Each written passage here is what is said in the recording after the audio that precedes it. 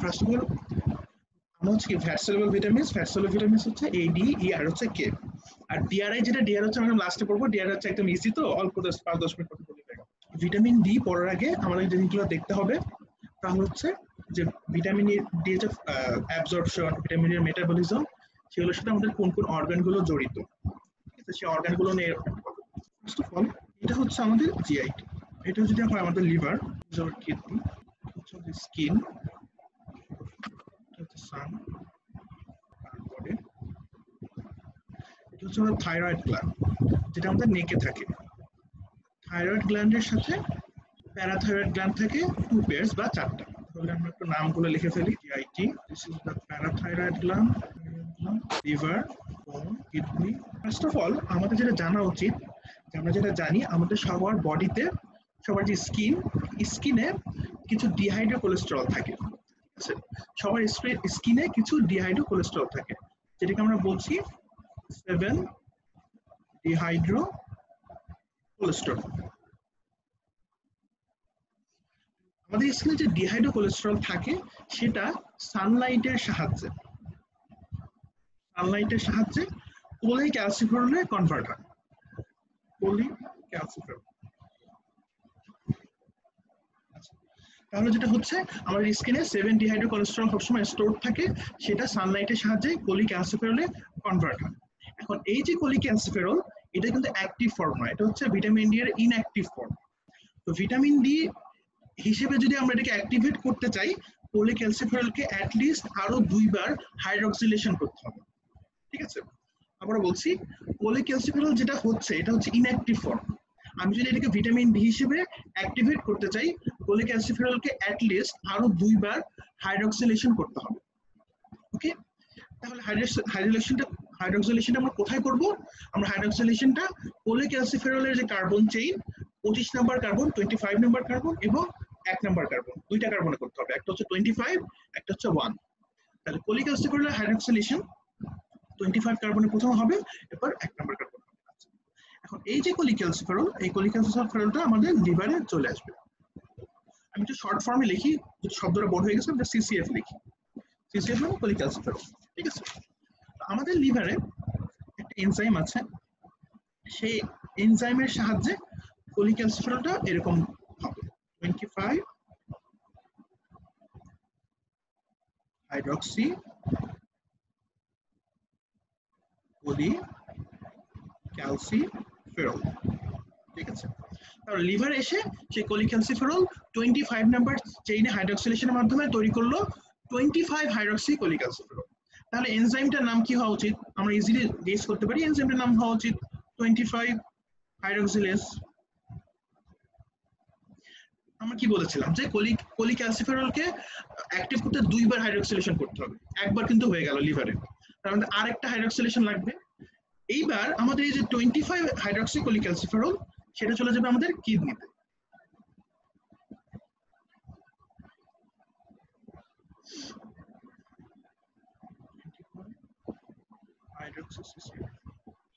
কিডনিতে গিয়ে এদের এটা লাস্ট যে হাইড্রক্সিলেশনটা সেটা হবে কোথায় হবে? 1 নাম্বার কার্বন। এইবার তাহলে টোটাল জিনিসটা কি আসতেছে?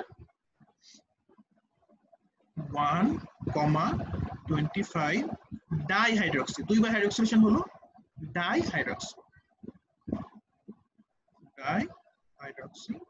কোলিক্যালসিফেরল। আচ্ছা, তাহলে এখন এনজাইমটার নাম কি হবে? সেম জিনিস, 1 হাইড্রক্সিলেজ, যেটা 1 নাম্বার কার্বন হাইড্রক্সিলেশন করছে, বা একটা এক্সট্রা জিনিস এখানে অ্যাড হবে 1 আলফা হাইড্রক্সিলেজ। একটু কষ্ট করে মনে রাখতে হবে, এখানে আলফা কার্বন, 1 আলফা হাইড্রক্সিলেজ। তাহলে আমরা এখন যে জিনিসটা পেলাম, এই জিনিসটা হচ্ছে আমাদের অ্যাক্টিভ ভিটামিন ডি। এইটা আমাদের বডিতে এখন ফাংশন করতে পারে, ঠিক আছে। তাহলে কেউ যদি আমাকে ভাইভাতে জিজ্ঞাসা করে যে ভিটামিন ডি এর অ্যাক্টিভ ফর্ম কি, তখন আমরা বলবো 1,25 ডাইহাইড্রক্সি কোলিক্যালসিফেরল। আচ্ছা, এখন আমরা কি শুধুমাত্র সানলাইট থেকে এরকম ভিটামিন ডি প্রোডাকশন করবো? আমরা খাবারের মাধ্যমে তো হতে পারে, আমাদের খাবারের সোর্স, এক্সোজেনাস সোর্স থেকে তো আমরা ভিটামিন ডি প্রডিউস করতে পারি। তো খাবারের ক্ষেত্রে আমরা কি করতে পারি? যদি আমরা এখানে প্ল্যান্ট সোর্স হয়, প্ল্যান্ট সোর্স যেমন লিফি ভেজিটেবলস হতে পারে, অনেক লিফি ভেজিটেবলস গুলো মেইনলি। তারপর হচ্ছে অ্যানিমাল সোর্স হতে পারে। আমাদের মনে রাখতে হবে প্ল্যান্ট সোর্স থেকে আমরা যেই স্টেরল গুলো পাই সেগুলোকে আমরা বলছি হচ্ছে আর্গোস্টেরল। আর অ্যানিমাল থেকে আমরা ডাইরেক্টলি কোলিক্যালসিফেরল পাই।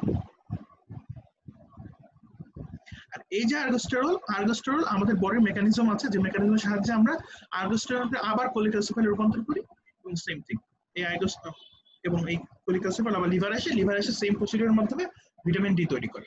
তাহলে পুরো প্রসেসটা আরেকবার রিপিট করি। স্কিনে আমাদের 7-ডিহাইড্রোকোলেস্টেরল ছিল, যা কিনা সানলাইটের সাহায্যে কোলিক্যালসিফেরল হচ্ছে। কোলিক্যালসিফেরলকে আরো 2বার হাইড্রোক্সিলেশন করতে হবে, লিভারে একবার হবে, কিডনিতে আরেকবার হবে। এবং যদি আমরা খাবারের মাধ্যমেও যদি গ্রহণ করি, খাবারের ক্ষেত্রেও প্ল্যান্টের ক্ষেত্রে আর্গোস্টেরল, অ্যানিমাল ক্ষেত্রে কোলিক্যালসিফেরল। প্ল্যান্টের আর্গোস্টেরলটা আবার কোলিক্যালসিফেরলে রূপান্তরিত হবে, আবার সেই কোলিক্যালসিফেরল যেটা আমরা বাইরে থেকে নিচ্ছি সেটা আমাদের লিভার স্টেরল হবে, এবং সেম প্রসিডিউরে সেম মেটাবলিক পাথওয়েতে আমাদের ভিটামিন ডি অ্যাক্টিভেশন হবে। ঠিক আছে, এটা হলো আমাদের ওভারঅল ভিটামিন ডি এর প্রসিডিউর। এখন আমাদের কিছু এক্সট্রা নাম শিখতে হবে। প্রত্যেকটা যে আমরা কম্পাউন্ড গুলো পড়লাম, আমাদের শিখলাম, এগুলো আমরা কিছু এক্সট্রা নাম শিখব।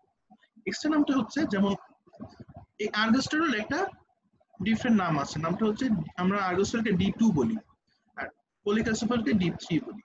আমাদের দুইটা নাম বললাম, D2 D3, আর আরো কিছু নাম শিখতে হবে। যেমন এই যে 25 হাইড্রক্সি কোলিক্যালসিফেরল, এটা আরেকটা নাম আছে, এটার আরেকটা নাম হচ্ছে ক্যালসিডায়োল, আর এটার একটা নাম আছে সেটা হচ্ছে ক্যালসিট্রায়োল। এগুলো হচ্ছে এক্সট্রা নাম, এই নামগুলো একটু কষ্ট করে শিখতে হবে। আচ্ছা, এই হচ্ছে আমাদের টোটাল ভিটামিন ডি সিনথেসিস। এখন আমাদের যত কার্ড কোয়েশ্চেন আছে, কার্ড কোয়েশ্চেনে সবসময় এই কোয়েশ্চেন একদম বলা যায় বারবার আসে, how is calcitriol form, how is ক্যালসিট্রায়োলের ফটোবায়োসিনথেসিসটা ব্যাখ্যা করো।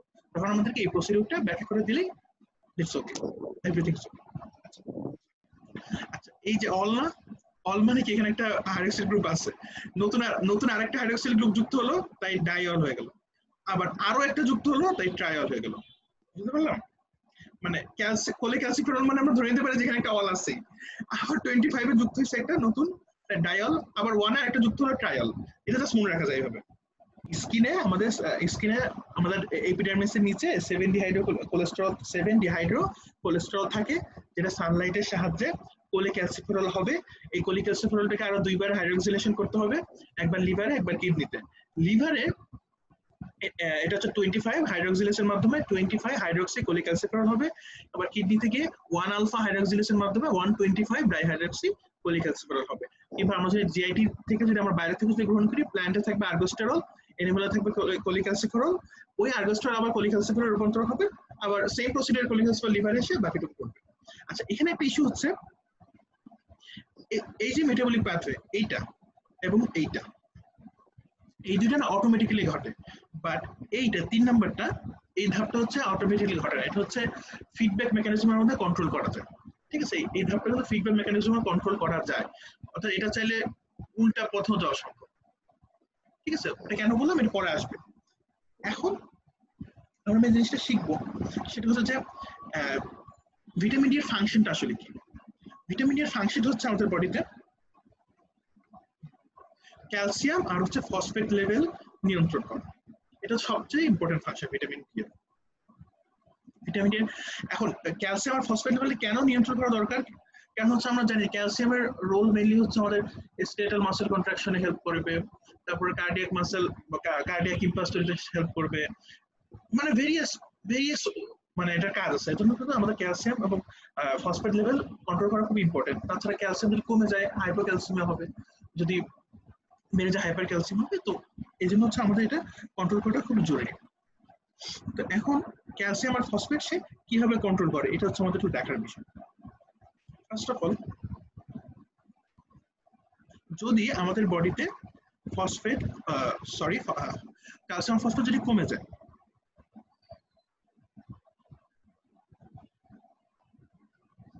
আমরা মনে রাখবো যদি ফসফেট কমে যায় তাহলে ডিরেক্টলি ফসফেট গিয়ে যেটা করে, এই 1 আলফা হাইড্রোক্সিলেশনের উপর সে ক্রিয়া করে যেটা করে যে এই যে প্রোডাকশনটা 125 ডাইহাইড্রোক্সি কোলিক্যালসিফেরল, এটার এটা বাড়িয়ে দেয়, মানে প্রোডাকশন রেটটা বাড়িয়ে দেয়, তাহলে ভিটামিন ডি বেড়ে যায়। আর ক্যালসিয়াম যদি কমে যায়, ক্যালসিয়াম ডিরেক্টলি 1 আলফা হাইড্রোক্সিলেসের উপর কাজ করতে পারে না, ক্যালসিয়ামের ডিরেক্টলি ওইটা নাই। ক্যালসিয়াম যেটা করে, ক্যালসিয়াম গিয়ে আমাদের প্যারাথাইরয়েড গ্ল্যান্ডে ইফেক্ট করে, এবং লো লেভেল অফ ক্যালসিয়াম মানেই parathyroid gland parathyroid hormone secret করবে, ঠিক আছে। আচ্ছা আবার বলি, ফসফেট ডিরেক্টলি 1 আলফা হাইড্রোক্সিলেসের উপরে ফাংশন করতে পারে, কিন্তু ক্যালসিয়াম পারে না। ক্যালসিয়াম ইনডিরেক্টলি করে। ক্যালসিয়াম যেটা করে, ক্যালসিয়ামকে প্যারাথাইরয়েড হরমোনের উপরে, প্যারাথাইরয়েড গ্ল্যান্ডের উপরে ক্রিয়া হচ্ছে প্যারাথাইরয়েড হরমোন সিক্রেশন করে। প্যারাথাইরয়েড হরমোন গিয়ে পরবর্তীতে আবার সেম থিং 1 আলফা হাইড্রোক্সিলেসের উপর ফাংশন করতেছে, করে ভিটামিন ডি সিনথেসিস বাড়িয়ে দিচ্ছে। ভিটামিন ডি বাড়লে আবার ক্যালসিয়াম ফসফেট লেভেল ঠিক থাকবে আমাদের বডিতে, এভরিথিং ইজ ওকে, ঠিক আছে। এটা হচ্ছে আমাদের ওভারঅল কাজ। ভিটামিন ডি এর ফাংশন হচ্ছে ক্যালসিয়াম ফসফেট লেভেল বাড়ানো, যদি কমে যায় এভাবে পুনরায় আমরা এটাকে কন্ট্রোল করতে পারি। আচ্ছা, এখন হচ্ছে এটা হচ্ছে একটা গ্রস পিকচার। এখন আমরা যদি ডিটেইলস একটু পড়তে চাই, এখন ক্যালসিয়াম ফসফেট লেভেল আমরা কিভাবে কন্ট্রোল করতে পারি, এটা একটু আমরা ডিটেইলস পড়ার প্রয়োজন। ক্যালসিয়াম এবং ফসফেটকে আমরা টাকার মতো তুলনা করতে পারি। আমরা ধরে নিতে পারি যে ক্যালসিয়াম ফসফেট হচ্ছে আমাদের বডিতে টাকার মতো, ঠিক আছে। টাকা, তো ধরে নেই যদি আমার কাছে টাকা না থাকে, তো টাকা না থাকলে আমি কি কাজ করতে পারি, মানে একটা আইডিয়া চিন্তা করি যে আমার কাছে টাকা নাই, এখন কি করবো। একটা বড় হচ্ছে বাইরে থেকে আমি নিয়ে আসবো বা ইনকাম করবো, বাইরে থেকে গ্রহণ। আরেকটা করতে পারি আমি, সেটা হচ্ছে যদি আমার ব্যাংকে টাকা থাকে আমি ব্যাংক থেকে টাকা তুলবো, ব্যাংকে যদি আমার অ্যাকাউন্টে আমি টাকাগুলো তুলে নিয়ে আসবো, ব্যাংক থেকে টাকা তোলা। তারপরে আর কি করা যেতে পারে, আর একটা করা যেতে পারে যদি আমার টাকা নেই, তাহলে আমি হচ্ছে আমার টাকা খরচ কমিয়ে ফেলবো, আমার যেসব জায়গায় আমার টাকা খরচ হয়, যেসব জায়গায় আমার টাকা লস হয়, সেসব জায়গাগুলো আমি কমিয়ে ফেলবো, ঠিক আছে। হচ্ছে খরচ বা লস কমানো। তো টাকা না থাকলে আমরা এই কাজগুলো করতে পারি। তো এটার সাথে আমাদের বডিতে ক্যালসিয়াম এবং ফসফেট লেভেল কন্ট্রোলের রিলেশন আছে। আমি বললাম যে ক্যালসিয়াম ফসফেটকে আমরা টাকা হিসেবে কল্পনা করতে পারি। কি হবে, বাইরে থেকে গ্রহণ, ঠিক আছে। আমরা বাইরে থেকে গ্রহণ করতে পারি। বাইরে থেকে গ্রহণ মানে কোথা থেকে গ্রহণ করবো, আমরা খাবার থেকে গ্রহণ করবো। আমাদের জিআইটিতে আমরা ক্যালসিয়াম ফসফেট গ্রহণকে বাড়িয়ে দেবো। তাহলে আমরা লিখতে পারি increasing absorption in GIT। Bank থেকে টাকা তোলা। এখন আমাদের বডিতে ক্যালসিয়াম ফসফেটের ব্যাংকটা আসলে কোনটা, আমাদের বডিতে ক্যালসিয়াম ফসফেট কোথায় জমা থাকে, এনি আইডিয়া? হ্যাঁ, বোনস, কারেক্ট। তাহলে হচ্ছে ব্যাংক থেকে টাকা তোলা, অর্থাৎ বোনস থেকে ক্যালসিয়াম ফসফেটকে আমরা ফ্রি করে দেবো। বোন থেকে ক্যালসিয়াম ফসফেট আমাদের ব্লাডে নিয়ে আসবো আমরা, ঠিক আছে। আচ্ছা, এটা হচ্ছে রিজর্পশন। রিজর্পশন শব্দের অর্থ হচ্ছে কি, এটাকে মিনারেলে ভেঙে ফেলবা, ফিরিয়ে নিয়ে আসা। ওকে, রিজর্পশন বা ডিমিনারালাইজেশন একই কথা। মানে বোনের যে মিনারেলস গুলো আছে সেটাকে ডিমিনারালাইজ করে ফেলবো, আমাদের ব্লাডে নিয়ে আসবো, ডিমিনারালাইজেশন ফ্রম বোনস। আবার হচ্ছে খরচ বা লস কমানো। খরচ বা লস কোথায় হবে, আমাদের কিডনির মাধ্যমে হবে, আমাদের নেফ্রনে হবে। নেফ্রনের মাধ্যমে তো আমার ক্যালসিয়াম ফসফেট বেরিয়ে যাচ্ছে, আমরা সেটাকে কমিয়ে ফেলবো। কমিয়ে কিভাবে কমাবো, আমরা ক্যালসিয়ামকে রিঅবজার্ভ করে ফেলবো, আমরা বের হতে দিব না। তাহলে আমরা এখানে লিখতে পারি রিঅ্যাবজর্পশন ইন বা রেনাল টিউবিউল, সেম পার্থক্য বললেই হলো। আচ্ছা, তাহলে এখন হচ্ছে আমাদের ক্যালসিয়াম ফসফেট আমরা এইভাবে কন্ট্রোল করতে পারি। এটা কিভাবে হবে, আচ্ছা এবার হচ্ছে আমাদের ছবিতে ফিরে যাই।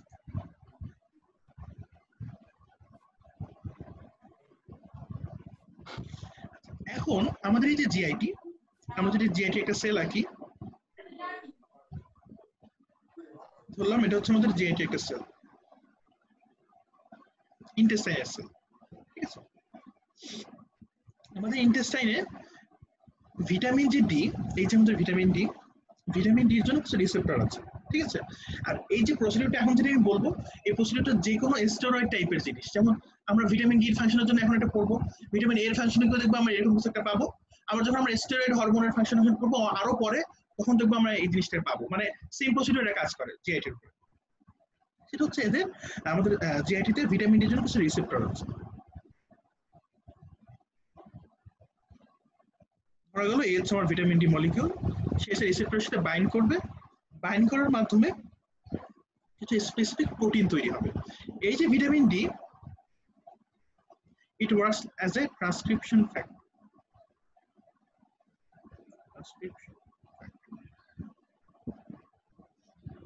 which eventually helps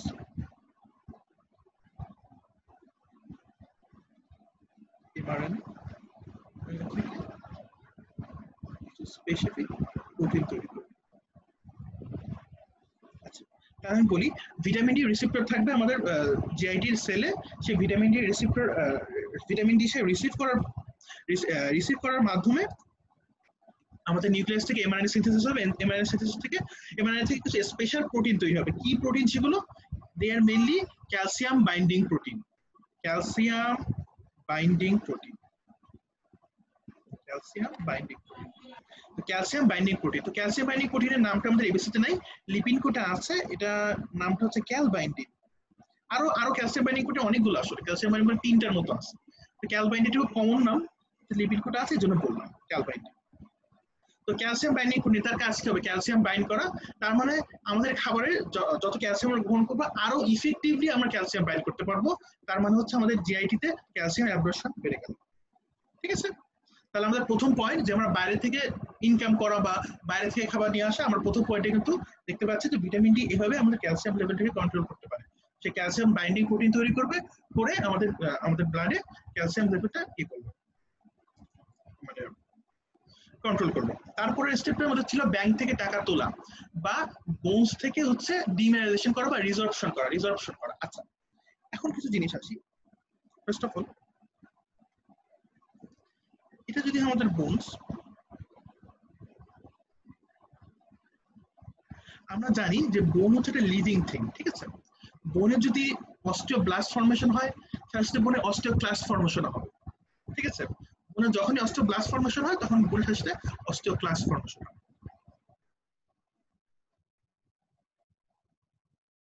বললাম এটা আমাদের অস্টিওব্লাস্ট, এটা আমাদের অস্টিওক্লাস্ট।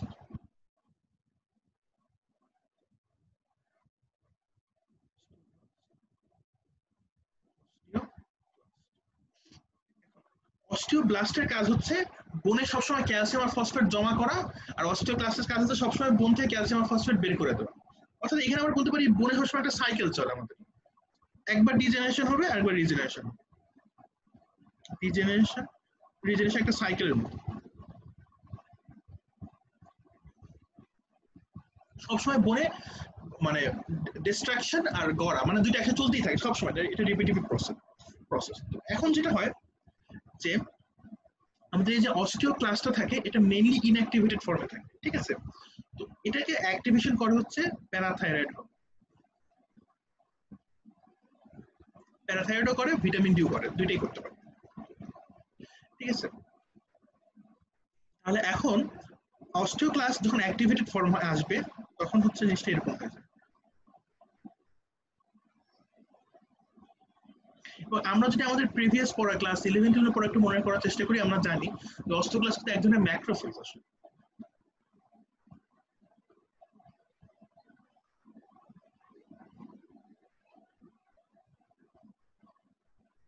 সে গিয়ে যেটা করবে, যদি এটা আমার বোন টিস্যু, সেই বোন টিস্যুর কাছে গিয়ে হাইড্রোক্লোরিক অ্যাসিড সিক্রেট করবে। হাইড্রোক্লোরিক অ্যাসিড সিক্রেট করার কারণে এর থেকে ডিমিনারাইজেশন হবে, ডিমিনারাইজেশন হয়ে বোন থেকে ক্যালসিয়াম ফসফেট বের হয়ে আসবে, আবার ব্লাডে লেভেল কন্টিনিউ হবে। তাহলে আমরা আরেকবার চিন্তা করি, সেটা হচ্ছে কি প্যারাথাইরয়েড হরমোন। প্যারাথাইরয়েড হরমোন আমাদের কোন সময় সিক্রেট আমাদের বনে আছে কিনা? যখন আমাদের ক্যালসিয়াম লেভেল লো থাকে। তো ক্যালসিয়াম লেভেল যখন লো থাকবে তখন প্যারাথাইরয়েড হরমোন এসে অস্টিওক্লাস্টকে অ্যাক্টিভেট করবে, প্লাস ভিটামিন ডিও করতে পারে। ভিটামিন ডি এর কথা একটু কম আছে, ঠিক আছে, লিপিড কোটা আছে, বাট এবিসি তে বলছে 10 প্যারাথাইরয়েড হরমোনই করে।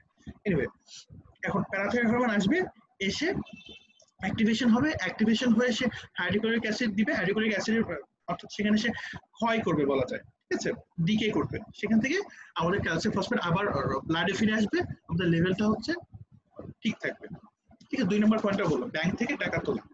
আচ্ছা, তারপরে যে ধাপটা ছিল আমাদের খরচ কমানো, ঠিক আছে। খরচটা কিভাবে কমাতে পারে?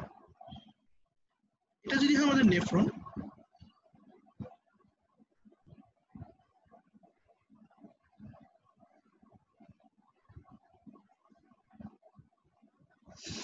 এটাকে আমরা যদি বলি প্রক্সিমাল কনভলিউটেড টিউবুল, এটা যদি আমরা ডিস্টাল কনভলিউটেড টিউবুল।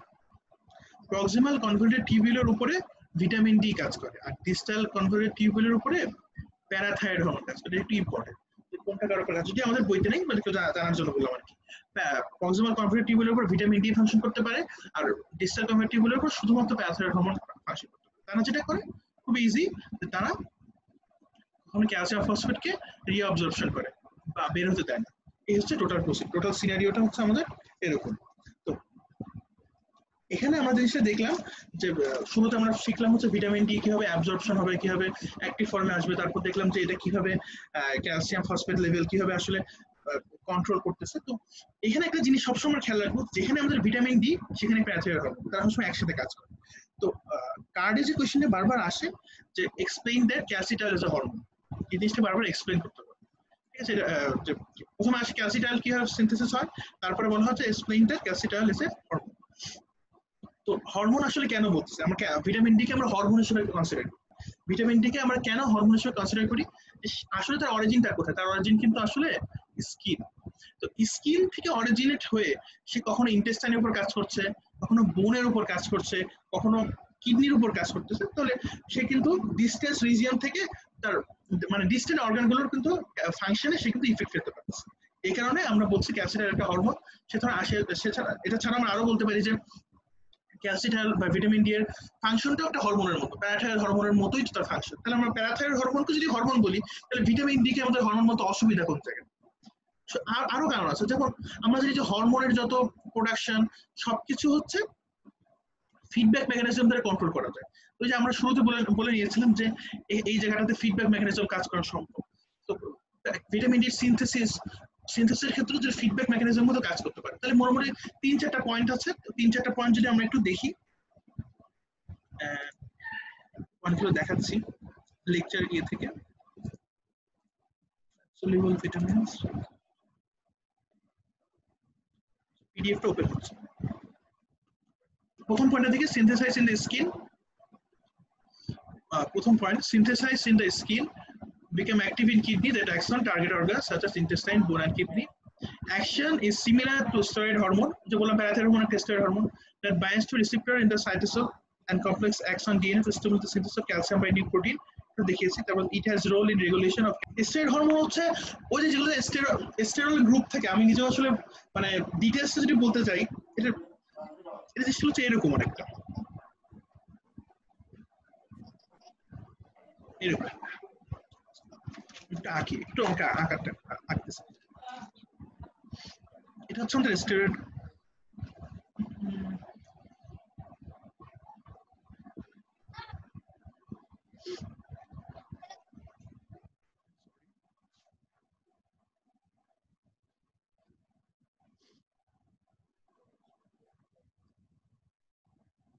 এরকম যেগুলো এইগুলো হচ্ছে স্টেরয়েড হরমোন একদম বেসিক কনফিগারেশন। সব জায়গায় হচ্ছে আমরা এরকম স্টেরয়েড হরমোনের ক্ষেত্রে আমরা হচ্ছে এরকম স্ট্রাকচার আমরা দেখতে পাই। ঠিক আছে, এই ডিজিজ এখন আমরা মেইনলি ডিজিজ গুলো পড়বো। ঠিক আছে, তো ডেফিসিয়েন্সির ক্ষেত্রে আমরা প্রথমে যেটা সবচেয়ে বেশি পড়ি সেটা হচ্ছে আমাদের রিকেটস।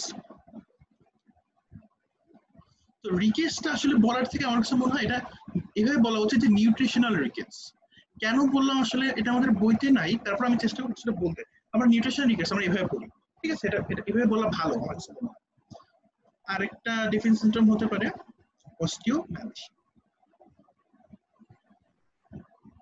তো আমরা সবাই মোটামুটি জানি যে ডিফারেন্স, সবাই জানে যে রিকেটস হয় কি বাচ্চাদের, অস্টিওম্যালাসিয়া হয় হচ্ছে মূলত যারা একটু। তো দুটোর মধ্যে ডিফারেন্স আসলে কোন জায়গায়? ডিফারেন্সটা হচ্ছে যে রিকেটস যখন হয়, যে একটা বাচ্চা যখন তার গ্রোয়িং এজ, তখন কিন্তু তার বোন ফর্মেশনে প্রচুর পরিমাণে ক্যালসিয়াম ফসফেট গুলো লাগবে। ঠিক আছে, তো যদি ভিটামিন ডি না থাকে, আমরা কি জানি যে ভিটামিন ডি হচ্ছে ব্লাডে ক্যালসিয়াম আর ফসফেট সবসময় উপর দিক মানে লেভেল আপ করে। ভিটামিন ডি নাই, তার মানে ক্যালসিয়াম নাই, ফসফেট নাই, তাহলে আমাদের বোনগুলো কি ম্যালফরমেশন হয়ে যাবে না? তাহলে হচ্ছে আমাদের বোনগুলো কি বেন্ডিং হবে। ঠিক আছে, বেন্ডিং বেঁকে যাবে, ডিফরমেশন হয়ে যাবে। আর অস্টিওম্যালাসিয়ার কাহিনী হচ্ছে যে আমাদের বোনে সবসময় রিজেনারেশন আর ডিজেনারেশন ঘটে, এটা কিন্তু আমরা বলেছি। ঠিক না? তো অস্টিওম্যালাসিয়া হলে দেখা গেলো যে এখানে আমার আমার টোটাল একটা বোন।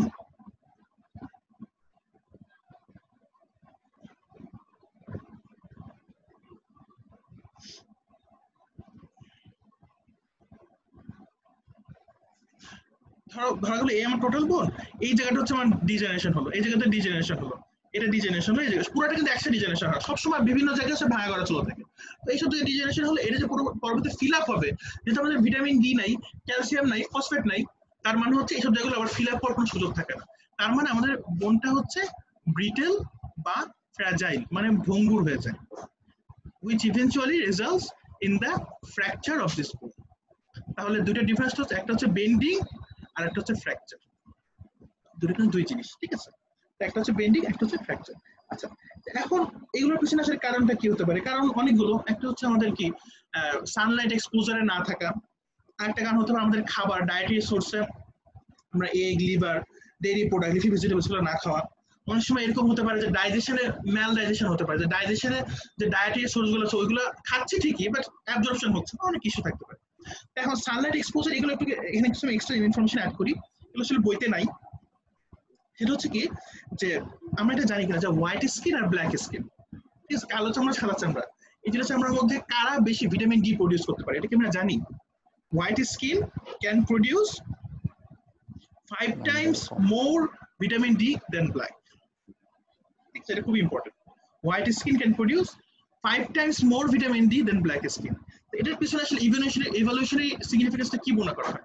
ইভলিউশন মনে করা হয় যে হিউম্যান বিংস সবার আগে আফ্রিকা রিজিয়নে অরিজিনেট করে, ঠিক আছে? তারা হচ্ছে আফ্রিকা রিজিয়নে অরিজিনেট করে। আফ্রিকার পরে তারা মেইনলি আফ্রিকা থেকে মূলত নর্দার্ন পার্টে চলে যায়, নর্থ পোলের দিকে তারা মাইগ্রেট করতে শুরু করে।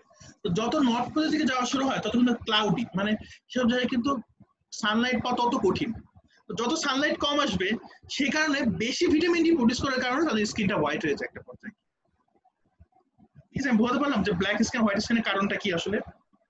মানে হিউম্যান বিং আসলে অরিজিনাল হচ্ছে ব্ল্যাক, ঠিক আছে, আফ্রিকাতে তাদের অরিজিন।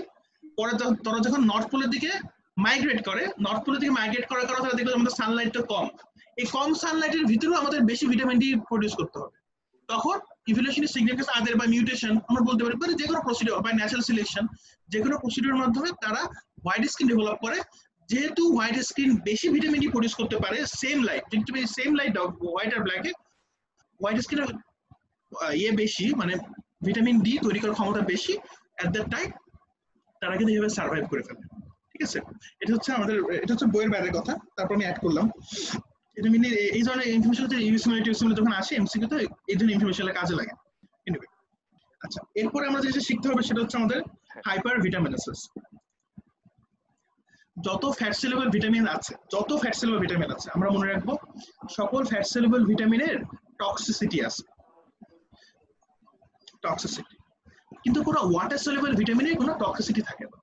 কারণ হচ্ছে ওয়াটার সলিউবল ভিটামিন যদি আমাদের বডিতে বেড়ে যায় তাহলে কি হবে, ইউরিনের মাধ্যমে এক্সক্রিট হয়ে যাচ্ছে। বাট ফ্যাট সলিউবল ভিটামিন গুলো কি হয়, লিভারে স্টোর হয়। তো যখন এই লিভারটা খুব বেশি বেড়ে যায় তখন হচ্ছে লিভার স্টোর হতে হতে একটা পর্যায়ে টক্সিক যে বিহেভিয়ার গুলো, সেই টক্সিক বিহেভিয়ার গুলো শো করে। তো আমাদের যদি ভিটামিন ডি বডিতে বেড়ে যায় তখন আমরা এটা বলবো কি, হাইপার ভিটামিনোসিস ডি।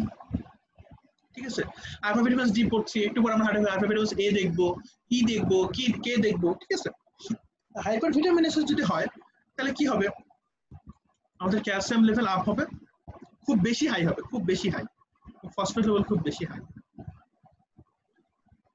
ঠিক আছে, আর এটাকে আমরা কি বলতে পারি, হাইপার ক্যালসিমিয়া। ওকে, আচ্ছা, এখন এটা আমরা এখানে কি কি প্যাথোলজিক্যাল সাইন দেখতে পাবো। ঠিক আছে, এই ধরনের ডিজিজ হলে আমরা কি কি প্যাথোলজিক্যাল সাইন দেখতে পাবো। তো আমরা হচ্ছে সবসময় প্যাথোলজি সবসময় কিছু জিনিস মনে রাখি, যখন আমরা 4th ইয়ার প্যাথোলজি পড়বো তখন হচ্ছে ভাইয়ারা বলে যে প্যাথোলজি যদি সায়েন্স সিম্পল মনে না থাকে ডিরেক্টলি সবসময় 3টা শব্দ পড়তে, অ্যানোরেক্সিয়া, নজিয়া, ভমিটিং, এনভি, মানে কিছু মনে নাই, লক্ষণ সব ডিজিজের সব লক্ষণ ভুলে গেছি, জাস্ট আমি 3টা লিখে আসতে পারি, মানে মনে থাকবে যে কোনো disease, anorexia, Nazia, vomiting, anorexia, Nazia, vomiting. এতে হয় হচ্ছে অ্যানোরেক্সিয়া মানে হচ্ছে লস অফ অ্যাপিটাইট, অর্থাৎ আমরা যেটাকে বলি খাবারের টেস্ট না পাওয়া, মানে খাবারের ইচ্ছা কমে যাওয়া। নজিয়া মানে তো আমরা জানি যে বমি ভাব আর ভমিটিং তো বমি করা। তারপরে আরেকটা সিমটম হতে পারে যে পলিউরিয়া। পলিউরিয়া কেন হবে? কারণ আমরা কি জানি যে ক্যালসিয়াম ফসফেট এগুলো কি মিনারেলস, ঠিক আছে? এই মিনারেলস গুলো যখন ব্লাডে বেড়ে যাবে তখন কি অসমোটিক প্রেশার বেড়ে যাচ্ছে, তাহলে এই প্রেশার গুলোকে রিডিউস করার জন্য আমার কিন্তু ইউরিনের মাধ্যমে এগুলোকে বের করে দিতে হবে, ঠিক আছে? মানে ক্যালসিয়াম আর ফসফেট যদি বেড়ে যায়, অসমোটিক প্রেশার বেড়ে যাচ্ছে, অসমোটিক প্রেশার বেড়ে যাওয়ার কারণে আমার ফ্লুইড গুলোকে বের করে দেবো। বারবার যে ইউরিন ত্যাগ করতে হবে এটাকে আমরা বলছি polyuria, which eventually results in thirst. Polyuria যদি হয় থার্স্ট হবে স্বাভাবিক, ঠিক আছে? তারপরে একটা জিনিস সেটা হচ্ছে স্টুপার হবে। স্টুপার জিনিসটা কি? এটা হচ্ছে আমাদের এবিসি তো স্টুপার শব্দ লিখে দিচ্ছে, তো কোনো এক্সপ্লেনই করে নাই যে স্টুপার আসলে কি জিনিস। স্টুপার জিনিসটা হচ্ছে আমাদের সবার বডিতে প্রত্যেকটা সেল মেমব্রেনে সোডিয়াম চ্যানেল আছে, ঠিক আছে? এই যে আমার সোডিয়াম চ্যানেল, সোডিয়ামের সাথে ক্যালসিয়াম কিন্তু কিছুটা স্ট্রাকচারালি মানে সিমিলারিটি আছে। সোডিয়াম যেমন পজিটিভ চার্জ, ক্যালসিয়াম কিন্তু পজিটিভ চার্জ, ঠিক আছে? তাহলে সোডিয়াম চ্যানেলে আমরা দেখবো যে কিছু কিছু সোডিয়াম চ্যানেল না ক্যালসিয়াম ব্লক করে ফেলে, ক্যালসিয়াম নিজেই সোডিয়াম চ্যানেলে বসে পড়ার কারণে অনেক সোডিয়াম এসে ফিরে যায়, ঠিক আছে? মানে সোডিয়াম চ্যানেলগুলো ক্যালসিয়াম দ্বারা ব্লক হয়ে যায়, তখন সোডিয়ামগুলো আর বাইন্ড করতে পারে না, সোডিয়ামগুলো ফিরে চলে যায়। আচ্ছা, এখন যদি সোডিয়াম ফিরে চলে যায় আমাদের কি 100% জেনারেট হবে? হবে না কিন্তু। মানে প্রত্যেকটা জিনিস 100% জেনারেট না হয় তাহলে আমাদের কি মানে আমরা কি বলি যে কাজ কমে যাওয়া, মানে যে কোনো কিছু ফাংশন কমে যাওয়া, কিংবা আমরা যেটাকে বলি হচ্ছে কি ডিপ্রেশন, ঠিক আছে? স্টুপার শব্দ মেইনলি আসে হচ্ছে স্টুপিড থেকে। স্টুপিড মানে কি বোকা না, তো স্টুপিড হচ্ছে আমরা বাংলা বলি হচ্ছে এটা অসারতা বলি, আমি বাংলা ডিকশনারি দেখলাম অসারতা। যদি 100% জেনারেট হচ্ছে না, আমাদের নার্ভ ইম্পালস ট্রান্সমিট হচ্ছে না, সবকিছু মিলে ডিপ্রেশন বা স্টুপার এই ধরনের সিমটম গুলো আমরা মিলিয়ে দেখি, ঠিক আছে? তো এই হচ্ছে আমাদের ভিটামিন ডি এর টোটাল হোল পিকচার। এখন আমি যেটা করব, আমি হচ্ছে কিছু ম্যাটেরিয়ালস তৈরি করেছি, এগুলো একটু দেখাবো।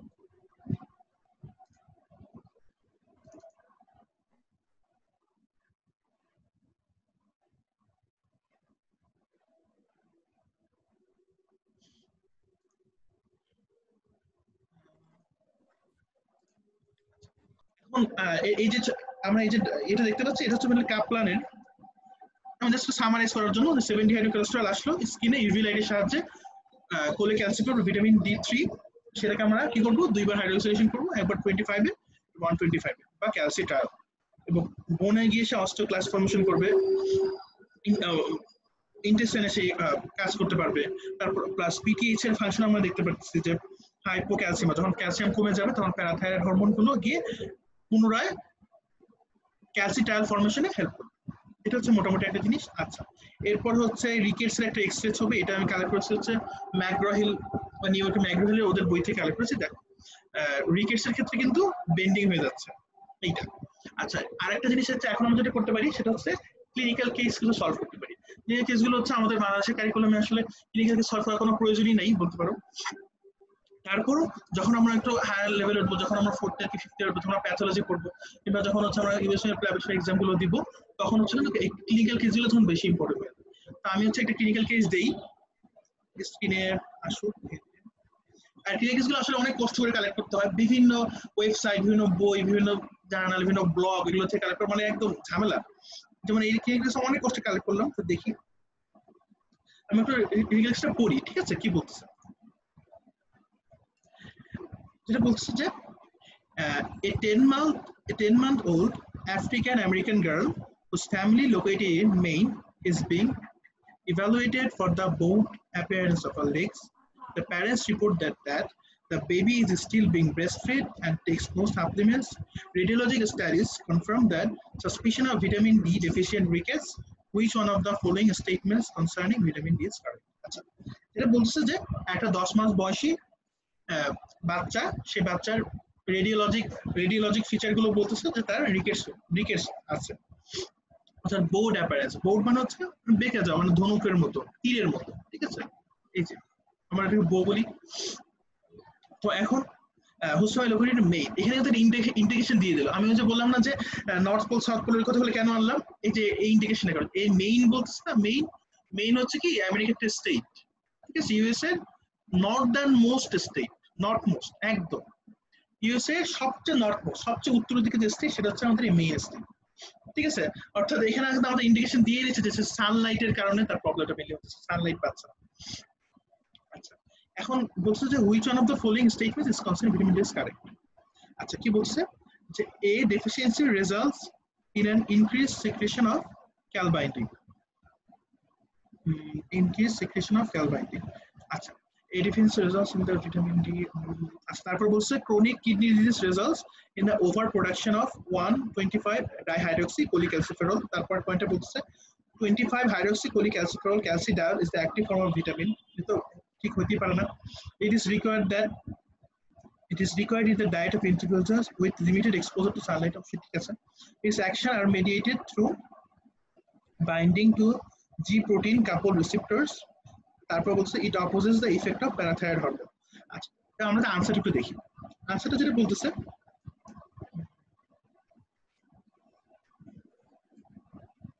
the answer is D বলতেছে। আচ্ছা, কেন ডি বলছে আমরা একটু দেখি।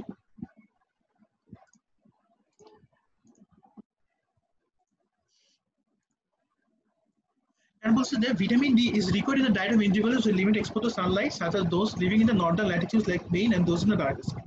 Those with the dark skin. Note that breast milk is low in vitamin D and the lack of supplementation increases the risk of deficiency.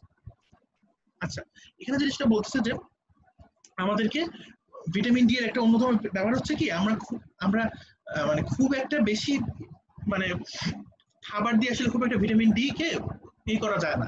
কারণ হচ্ছে এই জিনিসটা আমি প্রথমে শুরুতে আমি অ্যাড করি নাই, আমি নিজেই ভুলে গেছি অ্যাড করতে। সেটা হচ্ছে অ্যাবাউট 80 থেকে 90% of vitamin D comes from sunlight R only 10 থেকে 20% of vitamin D comes from food। ঠিক আছে, অর্থাৎ ভিটামিন ডি যে সাপ্লিমেন্টেশন আসলে এটা সানলাইটের উপরে বেশিরভাগ ডিপেন্ড করে, ফুড দিয়ে খুব একটা এই ডেফিসিয়েন্সি আসলে মানে কমানো যায় না। ঠিক আছে, সেই জিনিসটাই বলছে যে আর প্লাস ব্রেস্ট ফিড, বাচ্চারা কিন্তু ব্রেস্ট ফিড ছিল, তার জন্য হচ্ছে ব্রেস্ট ফিডে এমনিতেও ভিটামিন ডি কম, মানে মায়ের বুকে তো মিলে ভিটামিন এ বেশি থাকে, ভিটামিন ডি কিন্তু আসলে অনেক কম থাকে। ঠিক আছে, তারপর যে বলছে vitamin D deficiency results in a decrease synthesis of calbindin. আমরা কি জানি যে ক্যালবাইন্ডিন হচ্ছে ক্যালবাইন্ডিন যদি ফর্মেশন হতে হয় ভিটামিন ডি লাগবে, ভিটামিন ডি যদি কমে যায় ক্যালবাইন্ডিন কিন্তু আসলে ফর্মেশন আসলে কিছুটা সিনথেসিস কিছুটা কমে যাবে। আর একটা জিনিস বলতেছে chronic kidney disease decrease the production of calcitriol. আচ্ছা, এই জিনিসটা আমি বাদ দিয়ে চলে গেছি। আচ্ছা, vitamin D binds to nuclear receptors and alters gene transcription mediated through binding to G protein.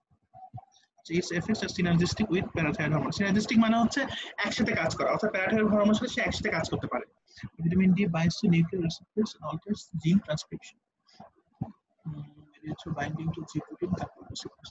আচ্ছা, G protein coupled receptors এই কথাটা না আমি নিজে আসলে খুব একটা জানি না, কারণ হচ্ছে যে আসলে এই ক্লিনিক্যাল কেসগুলো আমাদের 4th ইয়ার 5th ইয়ারের জিনিস, আমি জাস্ট একটা ট্রাই দিলাম যে সেটা আমরা সলভ করতে পারি কিনা। তো G protein coupled receptors এর এই জিনিসগুলো হচ্ছে আমি নিজেও খুব একটা ভালো জানি না। আচ্ছা, তা এখন আমি জিনিসটা স্কিপ করে চলে আসি সেই জায়গায় আমি মনে করি আমার যাওয়া উচিত। আমার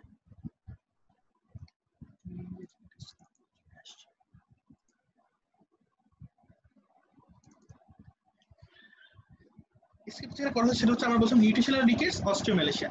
আরেকটা ডিভিজেস সিনড্রোম আছে যেটা আমাদের ইয়েতেও নেই, এবিসিতেও নেই, লিপিন করে কিছুটা আছে, সেটা হচ্ছে রেনাল রিকেটস।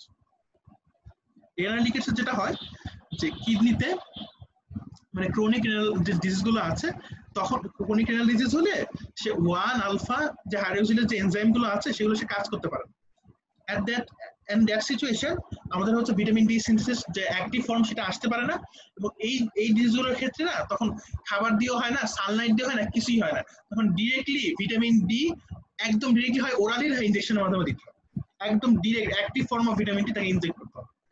অর্থাৎ রেনাল রিকেটস কাদের ক্ষেত্রে হবে? যাদের ক্রনিক রেনাল ফেইলিয়ার আছে, ক্রনিক যেরকম কিডনি ডিজিজগুলো আছে, তখন হচ্ছে 1 আলফা হাইড্রোক্সিলেজের কার্যক্রম কমে যায়, ভিটামিন ডি এর অ্যাক্টিভ ফর্ম আসতে পারে না, তাদের ক্ষেত্রে খাবার দিয়েও কাজ হবে না, সানলাইট দিয়েও কাজ হবে না, তাদেরকে হচ্ছে একদম active form of vitamin D by oral অথবা ইনজেকশনের মধ্যে পুশ করতে হবে। তো ভিটামিন ডি এর সবকিছু আমার মনে হয় মোটামুটি শেষ। ঠিক আছে, তো ভিটামিন ডি হচ্ছে একদম সবকিছু শেষ। এখন হচ্ছে আমাদের যেতে পারি সেটা হচ্ছে ভিটামিন এ।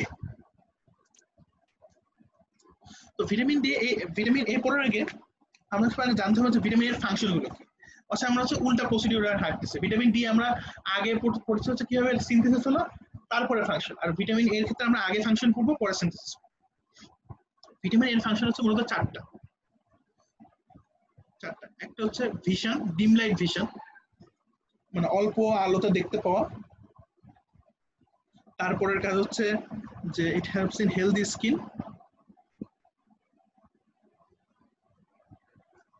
তারপরেরটা হচ্ছে গ্রোথ অ্যান্ড ম্যাচুরেশন। তারপর হচ্ছে রিপ্রোডাক্টিভ ফাংশন। অর্থাৎ আমি মনে রাখি সাধারণত যে গ্রোথ এন্ড ম্যাচুরেশন, ম্যাচুর হলে তার রিপ্রোডাকশনের প্রয়োজন হবে, তার রিপ্রোডাক্টিভ ফাংশন। আর ভিশনটা সবাই জানে, যে রাতের অন্ধকারে আমরা দেখতে পাই। আর হেলদি স্কিনটা মনে রাখি যে হবে যে আমরা বলি যে স্কিনের প্রবলেম একনি বলি, একনি, তখন কিন্তু একনি হলে না ভিটামিন এ দেওয়া হয়, ভিটামিন এ ক্রিম হিসেবে দেওয়া হয়, ট্যাবলেট হিসেবে দেওয়া হয়, ঠিক আছে। তো এই হচ্ছে মোটামুটি ভিটামিন এর ফাংশন। তো এবার হচ্ছে আমরা জিনিসটা জানি যে ভিটামিন এ তিনটা ফর্ম আছে, রেটিনল এবং রেটিনয়েক অ্যাসিড। অর্থাৎ জিনিসটা হচ্ছে অনেকটা এরকম।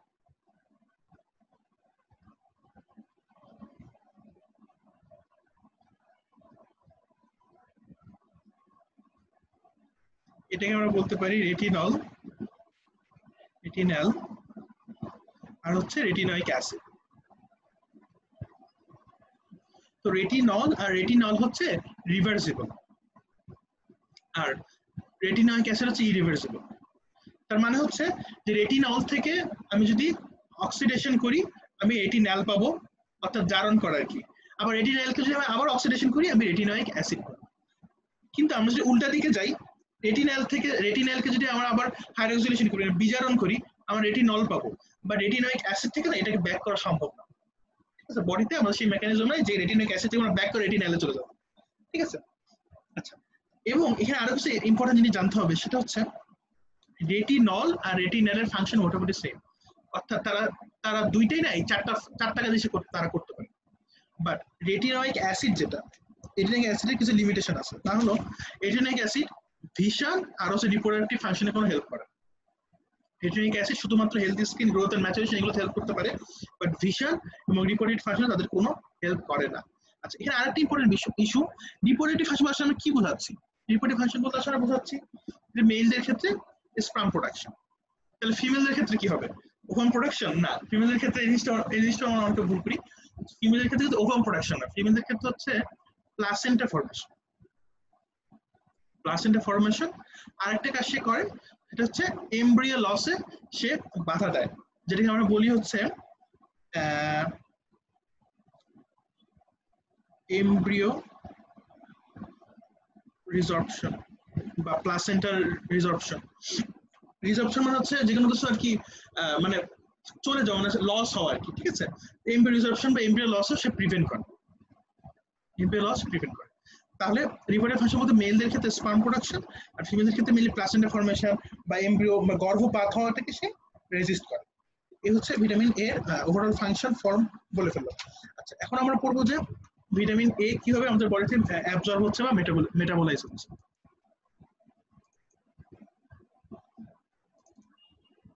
ফার্স্ট অফ অল আমাদের কিছু পূর্ব জ্ঞানের প্রয়োজন, সেটা হচ্ছে প্ল্যান্ট থেকে আমরা যেটা পাই সেটা হচ্ছে আমরা বলি বিটা ক্যারোটিন।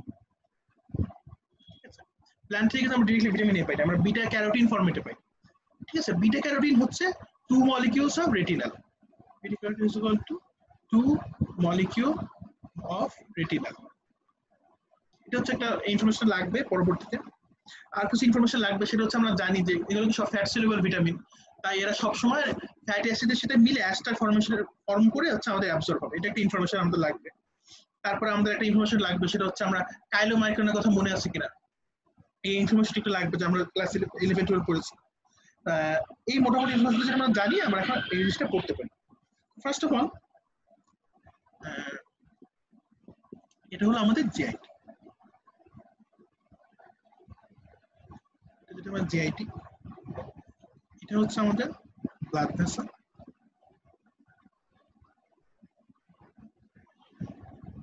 এটা হচ্ছে আমাদের লিভার।